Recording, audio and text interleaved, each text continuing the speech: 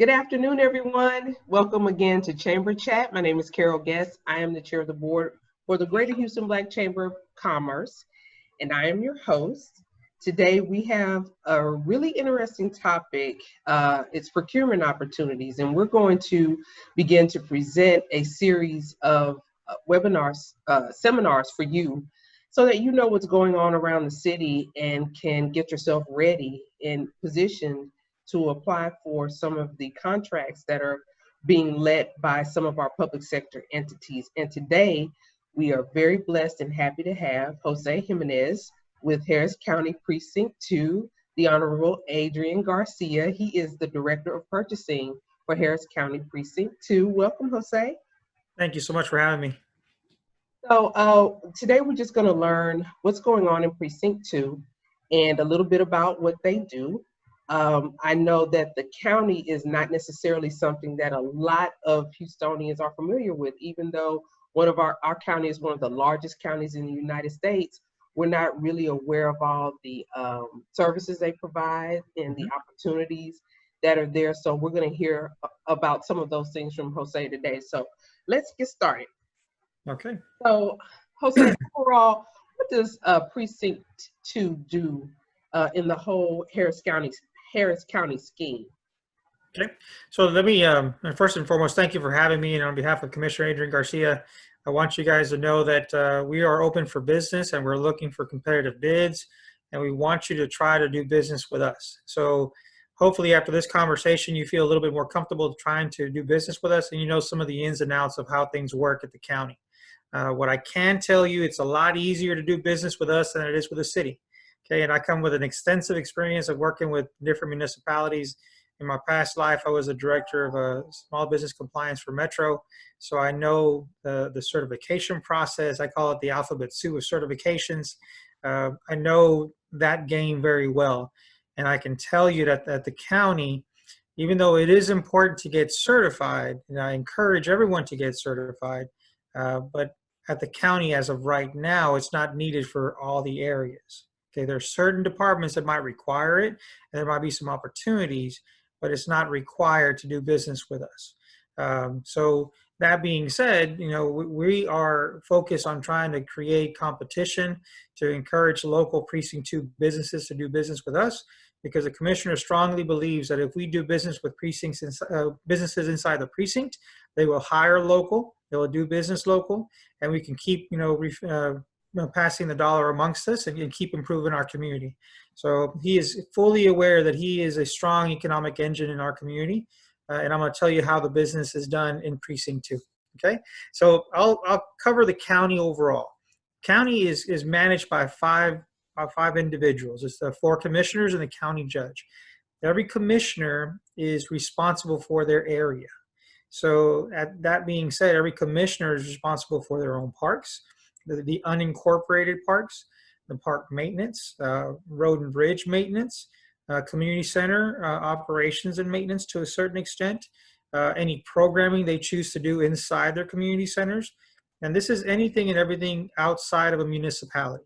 So other precincts are heavily within the city, so their access to doing direct programming is a lot more limited than to precincts like us in Precinct 2.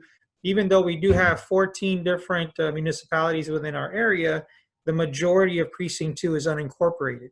So the Aldine area, Huffman area, what is it, like the J.D. Walker, Barrett Station, basically going from the East Harris County, from the very tip of Harris County all the way down to Webster.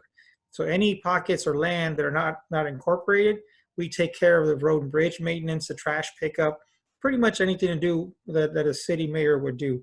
So, you know, in reality, Commissioner Garcia is really like the mayor of unincorporated Harris County. So if the road needs repair, if there's a dead dog on the road, a vehicle crashed and broke a barrier, we go and we fix that. That's what we do every day. And that being said, we also have the highest number of streets that are open ditch. So when Commissioner arrived, his top priority was to reduce flooding, because when there's flooding, that increases the flood map. When there's a flood map, house sales go down, right? So he's focused on improving ditching. That in certain areas there was no ditching done literally in years. There's open ditches that were completely clogged up. So we have he's challenged the road and bridge team to do 1 million linear feet of open ditching this year, and they're already at 400,000 linear feet completed. So he's very focused on making sure that home ownership is improved, community connectivity is improved, multimodal transportation networks are developed. Key words to say that there's a lot of construction going on, okay? And a lot of engineering projects going on, a lot of repair projects going on. So and that's just on the road and bridge side. So I think this year we're planning on doing anywhere from $5 to $8 million of multimodal lanes. What does that mean? Basically, it's a souped up hike and bike trail, okay? It's an 8-foot wide, full concrete hike and bike trail that allow for multimodal transportation. We don't want vehicles, four-lane vehicle, four-wheel vehicles on there, but electric bicycles, maybe some electric scooters, things that connect communities that will increase economic development. So that's his focus. So, contractors, construction contractors, road and bridge maintenance, street sweeping, ditch digging, vectoring, anything to do with the road and bridge side. We're constantly looking for new vendors, concrete batch providers. We're looking for new people to come in and bid for us on that side of the house, right? So now let me switch to the other side of the house. What is the other side of the house, which is programming, parks. We have a contract to literally cut the grass every day at all 53 of our parks. We have a contract to cut the grass for all our right-of-way contracts. We have, the right-of-way contract for lawn mowing is like $4 or $5 million a year just to cut the grass, okay? At the parks, it's $500,000 a year to cut the grass. So, for anybody who's in the landscape business, it's a good contract to cut grass at the parks. But our parks department holds you to a standard, and we will hold you accountable for it. So, the contractors that we inherited, they learned real quick that the new commissioner doesn't accept things as it was, and we have a very strong inspection team.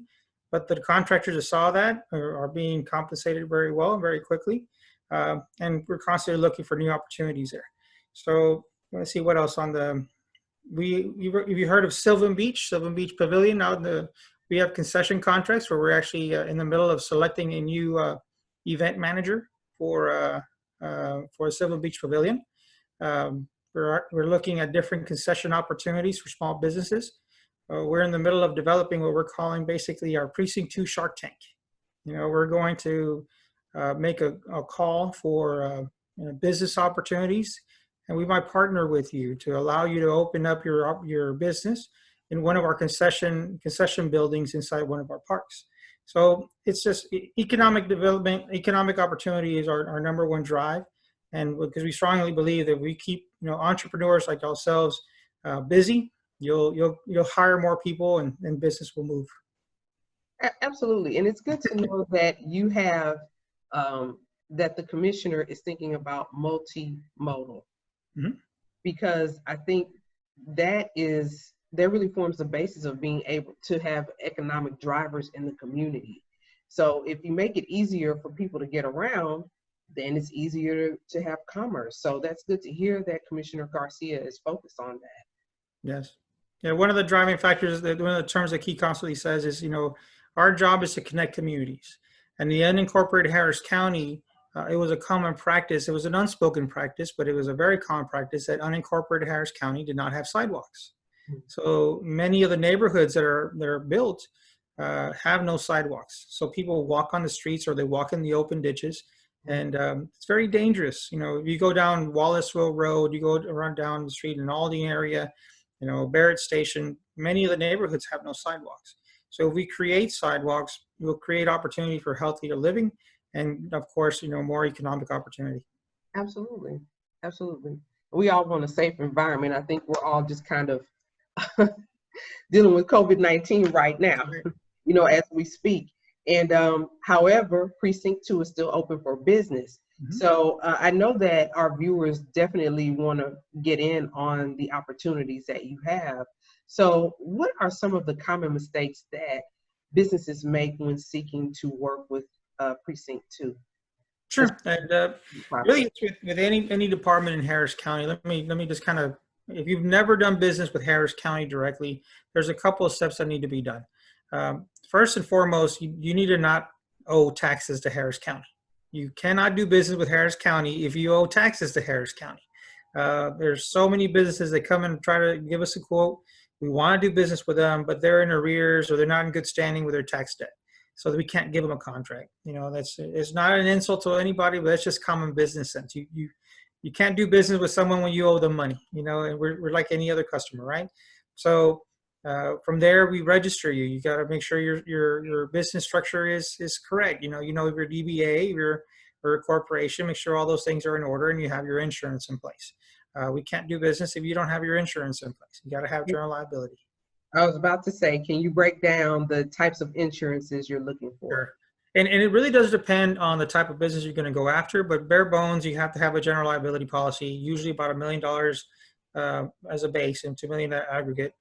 If you're going to do construction work, be prepared to do performance bonds. In the construction side, everything has bonds. So we do our best in Precinct 2 to break down contracts into a manageable level. Manageable is relative to the contract. Okay. Your definition of manageable is very different to ours. And the reason we have to do larger scale projects because of economies of scale. You know, many times we have miles and miles of road that we have to do, and it's very difficult for us to just break it down into 1 mile segments. So we get a better price break when we go larger. But that doesn't mean we don't get small contracts. Like right now, there's one open bid right now for like a $400,000 sidewalk project in the Galena Park area. So that's for us, that's a very small project. $400,000 is basically, those happen once in a blue moon, but they happen consistently. Those are small projects. Our bigger projects are anywhere from $5 to $10 million projects that we're just constantly putting out. So bonding capacity has to be there. In certain projects, if they're not federally funded, we don't require subcontracting goals. There aren't, because Harris County does not have an official program yet. There are no subcontracting goals. We encourage you to do it. We also encourage you to pay your subs because we pay very fast. And all things considered in Harris County, we are one of the fastest paying entities in the city, in the county. Let me ask you a question about that, because I noticed that you said that earlier, that payments come out quickly. Mm-hmm. So how do you think Harris County is able to do that, but some of our other municipalities may not be able to? That's a great question, and I can only answer for Harris County. Of course. And I'll just be very upfront about it. Invoices can get stuck, right? But we do our best in Precinct 2 to coach our vendors on how to invoice properly. We'll show you how to do the process, but you're going to have to do your part. And we make sure that we push the invoices across the way, because one of the very first things the commissioner did when he came into office, last January, was he made a directive. He said, I want 0 invoices stuck in the pipeline before commissioner's court, because I do not want to hear of any of our vendors' invoices being stuck. It wasn't a request, it was a directive. Mm-hmm. So there was a report given to him right before commissioner's court, every commissioner's court, to see what invoices were still in the pipeline. Okay. And if there had to be an explanation as to why those invoices were stuck. So when I tell you that the man is focused on small business, there's no other words around it. The processes he's implemented shows that. Now, are there invoices that get lost? Yes, because it's a process. We're a huge entity. But it's because, many times the vendors don't put their purchase order number on their PO. They don't send it to the right department. They send it to the wrong email. Simple things like that, to where when we finally find it, we're able to process it quickly. We're currently going through a transition into a new operating system where we went from a county-wide proprietary management system to PeopleSoft. So we have a backlog county-wide, but I can tell you that our department was working, hand in hand with the county auditor to clear out our backlog from day one. So, it's a priority to get people paid, but vendors have to know how to invoice and do their part too. Right. And, along those lines, is there any training that you all offer about how to, best practices when working with the county?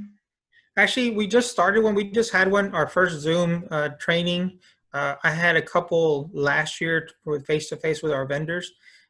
We actually had a vendor appreciation event like last November, December, where we invited all our existing vendors so they can actually network amongst themselves and get to hear from us directly before the transition into PeopleSoft.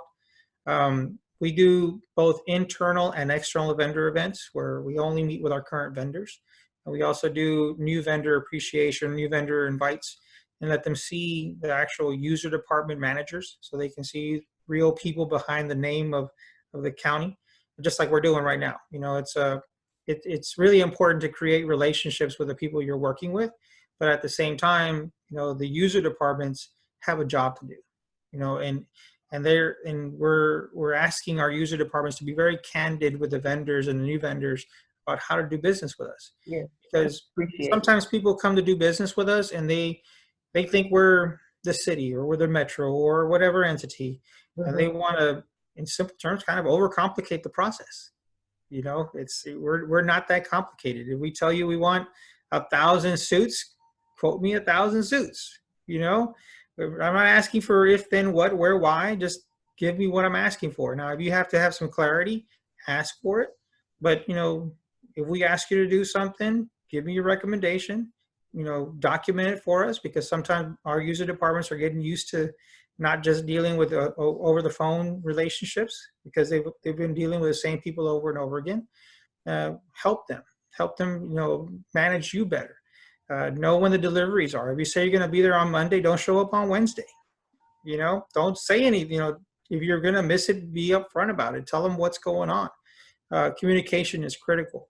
We've had some issues where we've let go of some long-standing vendors simply because our user departments didn't think they had a voice. You know, then just because sometimes the people inside of our departments were just operating with the vendor they've had, and they thought they couldn't do any better. And that's not the case with Commissioner. He wants vendors to perform, because he will take care of you, but he's expecting that what you do for the county and what you do for the precinct is your best work. And if it's not, he will be the first one to do his best to get rid of you. So it's a two-way street, you know, business. No, good. Right. And I mean, at the same time, you know, your office is working on behalf of the public. That's right. So the very same people who you're hiring to do the work, they're also paying you taxes. So they should want to do a good job. Right. So, but we, you know, at the end of the day, we want to produce a good product. Both sides want to. So I think it's not unreasonable to expect your vendors to be on point when they're offering services. Right. And I'm sorry, go ahead, Jose. Yeah, and I was going to tell you, you know, just from last year, our commitment is and continues to be to do business with certified firms. For those that know about certifications, we accept every certification because we have no program in the county, so therefore we accept everybody. Okay. We don't have a subcontractor tracking program at the precinct yet. We're in the process of implementing B2G now, like all the other departments. I had the honor of implementing B2G now at Metro, and then obviously it's become the standard in many areas. Velma Laws was the first one to bring it at the city of Houston. My team brought it over to Metro, and then everybody else has it now, right? So the county didn't even know it existed. That should tell you something. Okay, so but the purchasing director is very impressed, and he purchased it, and we did the basics of installation. But because we're waiting for a countywide Office of Economic Opportunity director to be picked, the program is on hold. Okay, so there are certain departments that are using it in smaller sections, but there's no countywide implementation yet. That being said, last year, we did some really simple things, but they were pretty groundbreaking in the county. Our contracts, anything $50,000 and below, as long as you don't, you know, sequentially purchase things. If they're under $50,000, they don't go out for public bid. They're called small purchases. They're called informal purchases. So all our informal purchases, which is a large majority of our contracts, we made a very simple request from all the user departments. Everyone from $1 up, no matter how much you spend, you have to provide 3 bids. Simple, right? It's your tax dollars, it's my tax dollars. We want to make sure we have a competitive bid. That's number one. Number two, 2 out of the 3 have to come from the certified database. Simple. Very. That's it. And with that simple rule that we put in place and held the departments accountable for it. Now there's a catch, right? At the beginning, we had some people, they learned their ways real quick, right? But it just takes transition. We required 3 quotes. You can pick one, whoever you want. The other 2 had to come from the database. And if you couldn't find 2 in the database, you had to tell me you really looked, and get some quotes. Well, at the beginning, there were some user departments that just did not want to do it.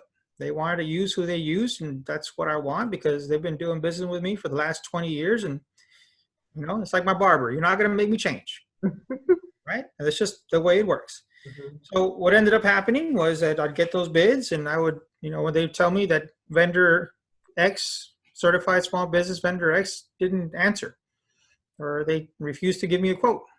So I'd bring that user department into my office, and I would literally pick up the phone in front of them, and I would dial myself, and quotes would be coming in. And I said, if I can do this myself, I don't need you there to do your job.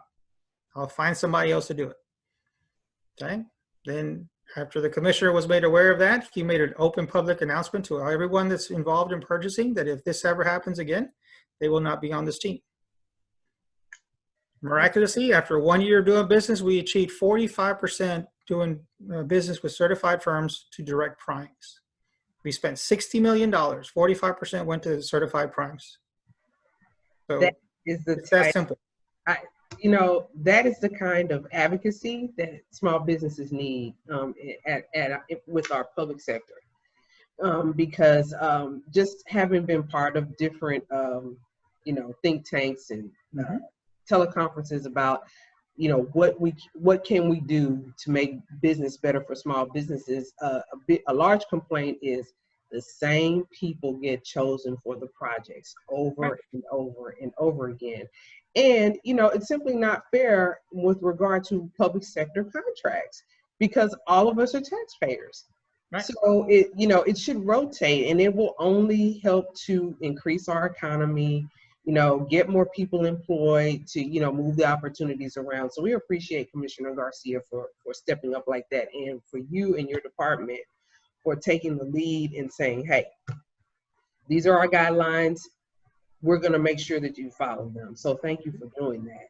And you mentioned a little bit earlier about the economic department that is going to come online. Is there anything that you can mention about what's going on with that process? Well, right now, I think the job description is in the commissioner's court. They're doing an open call, or I think they're going to do a national search to hire a director for that department, and then implement it. So that's at that level. We'll see what the court decides to do and who they end up picking. I just hope that they're just as passionate, or they can equal Commissioner Garcia's and of course Commissioner Ellis's commitment to small businesses. Because at the end of the day, if the small businesses aren't getting contracts, the economic engine is not going to move. Right. And in tough situations like right now, under great times, small business prop up government. But in tough times right now, it's for government to prop up small business, not just from loans, but from contracts. Right, exactly. And this particular department is supposed to just kind of make sure that the playing field is equal for minority-owned businesses. Is that correct? That's to actually pick a program, because if for many that don't know, Harris County already has a disadvantaged business program. It already exists, but it's inside one of the user departments. It's inside Harris County Toll Road Authority. Okay, and then another department, Community Services Department, they're the ones that get the federal grants, so they have to track MBE and different certifications. So every department does their own little type of requirement or certifications that they need for their specific needs, but there isn't a county-wide review of where all the money's being spent. Hopefully the county-wide department is able to advocate for small businesses and also train the user departments on how to increase participation at their level. Okay, well, we thank you again for being forward-thinking with regard to, helping minority businesses. And you mentioned a lot of construction going on in your precinct. Do you have any information with regard to the bond that was passed, the flood control bond in 2018, as far as any business opportunities for that particular project? Sure, and if I can, I mean, I could actually even show you the screen where how to find it. Would that be good with you? Absolutely. Hold on, let me pull it up real quick. Okay. In Harris County, all purchases are done out of one department technically. Okay, let me pull it up. I'll guide you through how to find and how to find business opportunities with us. This is all contracts over $50,000. Okay. If you can see it, you should see the page for the purchasing agents department. And this is where everyone would go if they're looking for opportunities. Is that correct? Yes, for any contract above $50,000. This is the 50,000 and up club, as I call it. Okay, this is where everything has to be posted. Okay, so the purchasing agent's name is Dwight Dobsloff. He's a great guy, very committed to doing business with the companies in Harris County, and he's very open to the small business program. You know, he believes in investing back into the county. This tab right here gives you some basics of what I kind of covered of how to do business with us. But here, bid on project is where you'd want to go check. Okay? Once you click on here, there's two tabs, Buy Speed and CivCast. You want to register into both of those databases. Okay. Buy Speed is, you go in there, you register, but you click on Open Bids. Right now, there's 17 open bids. From everything from modernizing elevators to executive recruitment services, first responders, resource planning studies, everything is here. Okay. Industries, a lot of different opportunities. Yes, everything. When I say everything, I mean it's all in there. Another part here is you'll see this tab right here, things like thermoplastic striping of various roads related items. Okay. Precinct 4. Mm-hmm. What ends up happening on the road and bridge side is that they'll set up what's called a term contract. And that's where you want to be. As a business owner, you want to be on a term contract. You want to own a term contract and do great business with it. Because when you're on a term contract or you're awarded a term contract, that actually allows you to market to all the precincts and all the departments because your price is set for all departments in Harris County. Okay? It's almost like our own internal buy board at the state, but for Harris County. So if you get this contract for thermoplastic striping of various roads, you can go market all the other 3 precincts. You can actually market any other area and get some contracts from there. So you want to become very familiar with this page and also with CivCast. And another secret of business is that under open records, you can actually request the current contract. Okay, so chambers, you might want to do some legwork in partnership with certain businesses. I know there's another chamber that's very good at it. Some of the contractor associations, they keep getting repeat business because they go in there under open records request to say, what's the current contract for this? What's the pricing for this? And there's nothing saying you can't share it with your membership. You just have to go through the public information request to get that data, right? So, this is the information where you just go in there and just learn all the different areas, click on it, study it. You may not be ready to bid on it now, but there's nothing saying you can't submit an open records request for the current pricing. Absolutely. Very good tips. Open Records Act. That is a true staple in government. Yep. So, yes. It's all public. Everything is public. Everything is public. That is correct. Everything is public. And we will look into that. So thank you, Jose, for that. So we're about to wrap up, but wanted to ask with regard to COVID-19, and thank you for that demonstration. Has anything changed as far as getting registered with the county, any of your processes? Has anything changed at all? Actually, yes, it's easier. Under emergency declarations, our compliance requirements to the County Purchasing Act are amended. I don't want to say waived because they're not completely waived, but they're amended. Because at this time, our purchase of PPE, protective equipment, is in a very highly needed area. So if you have vendors with immediate access to personal protective equipment, we are following the law, but allowing us to purchase those things immediately through confirming POs and through different processes. So, on a case-by-case basis, if we have to go through the purchasing process, we'll go through it, but it's really up to the discretion of the purchasing agent. Like I said, right now, we have to find PPE, we have to find masks, we have to find bodysuits.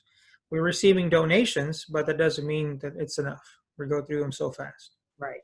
Well, we were made aware of that, and we have made some submissions, but we will certainly let you all know of any new members that we discover that have PPE so that we can assist you, certainly. Great. Okay, and then with regard to reopening, are there any guidelines that the county has set in place that you would like to share with us just to help business owners reopen safely? Our biggest recommendation, honestly, is to be protective of your staff and yourself. Unfortunately, this is completely unprecedented. The rules are changing every single day. And our economy is impacted by the fact that, our oil and gas prices are where they are. There's a massive amount of unemployment in the area. So risk is a reality right now. And especially if you're in the retail business, it's another reality that even if you open up, you may not have the business walking in the door anymore. Okay. We're seeing it in the grocery stores and the food demand. There's a lot of conversations about the impact on food supplies because the meat and produce industry had two major customers: restaurants, number one, grocery stores, number two, and number one disappeared. I mean, it's for the last 30 plus days, restaurant ordering went to pretty much nothing. So there was a backlog of supply that didn't go into the grocery stores. And the reality is that even in grocery stores, people are not buying as much as they used to because there's not enough money anymore.